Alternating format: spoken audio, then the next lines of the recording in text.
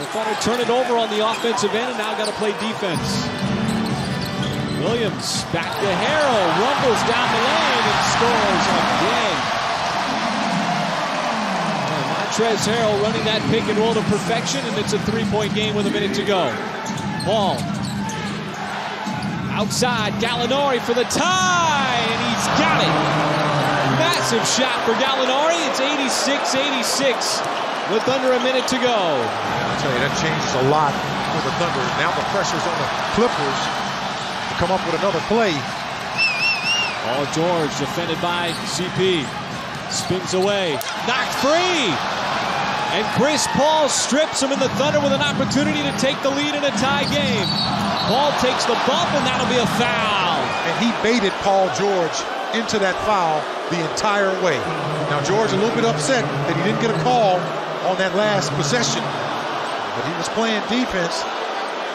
And Chris Paul, once again, is just doing his thing in the crunch time.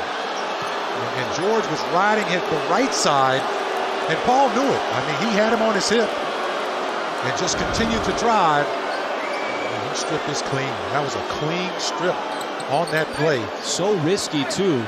You see him just go into the body of Paul George. So between those two All-Stars, it's Paul winning the battle. And here, finding the open man with the assist. This is fourth of the night, but none bigger than Gallinari hitting the game-time equalizer. And now two more free throws for Chris Paul, who's now 9 out of 10 with 21 points to give the Thunder the one-point lead with 31.3 seconds left.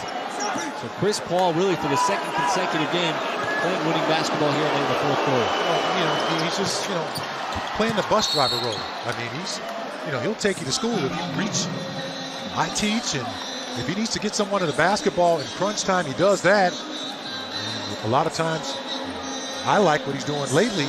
So here with 31.3 seconds left, the Clippers have been going to Montrezl Harrell inside. If you're the Thunder, what's your number one focus? Well, your team defense is important. Nobody plays defense on an island. You're going to have to rotate.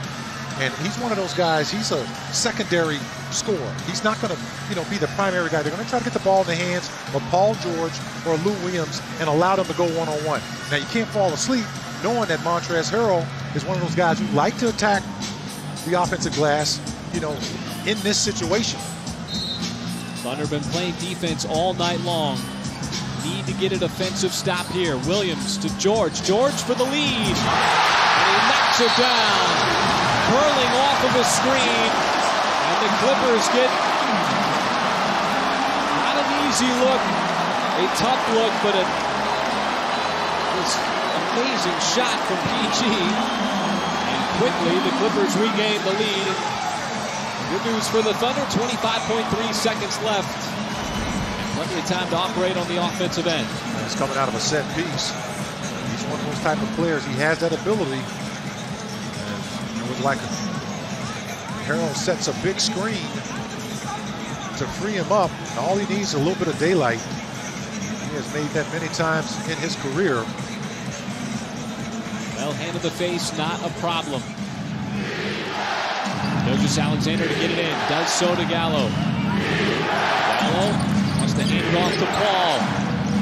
1-point game. Paul dazzling. Got it outside. SGA for three. Off the front of the rim. Gallo the offensive board. Second opportunity. Shot clock is off. Gallo drives.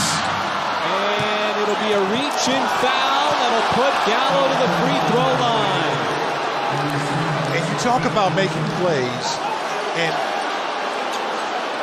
drawing the defense in, and that's a good call by the officials. They call the reach. And there's the reach. I mean, it's just I'm going to show it to you here, folks. There's the reach right there. You just got to be able to be strong with the basketball as Gallo rolls on this play. Great tap out by Steven Adams, first of all. So the officials going over to the replay monitor. And it looks like it's going to be a coach's challenge. Oh, he was taking his steps.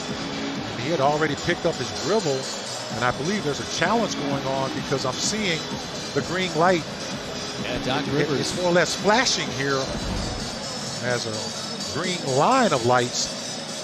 So the Clippers have officially challenged the foul call on that previous play from Harkless, who reached in. Gallinari sold the call. Now, by the letter of the law, is that a foul?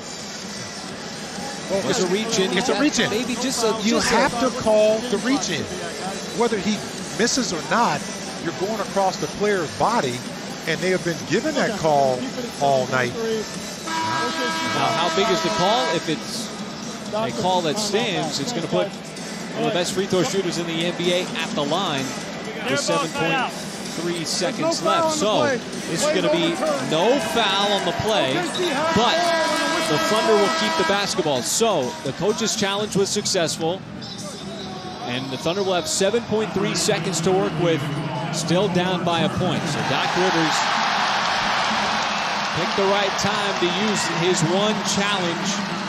And for the Thunder here, you got to regroup on the offensive end and find a way to generate a good shot here, whether it's a 3 or a 2. And what is a 1-point deficit, 89-88. So that's a big call. Well, a big call, you know, even though it's changed, you got 7.3 seconds to make a play. That's plenty of time to get the ball inbounds on your end of the floor. You just have to get the ball in the hands of the right person that can run the offense and get you into something real quickly. Ferguson trying to get it in. Does so to Gallo. Gallo steps in, 2 on the way. Off the mark, no good. And George rips away the rebound, and that'll do it. Unless they put more time back on the clock, because the whistle blew prior to the clock expiring, but the Thunder got a great look from Danilo Gallinari in what would have been a shot that could have given the Thunder the lead. But it has been an off night shooting for Gallo, just 3 out of 13. You see the look here, Mike. Got the screen from Adams, and if you're the Thunder, you'll take that all game long. Absolutely. I mean, you can, you know, you don't like the fact that you lost a close game like that. You love the fact that you were able to execute and get the right shot. So they fouled Paul George with maybe a couple of tenths left. So the foul did occur prior to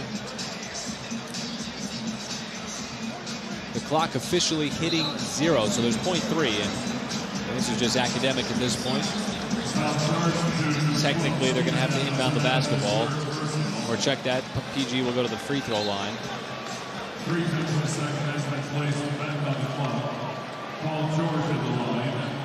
The Thunder do have a timeout left, but if you're George, miss the second free throw.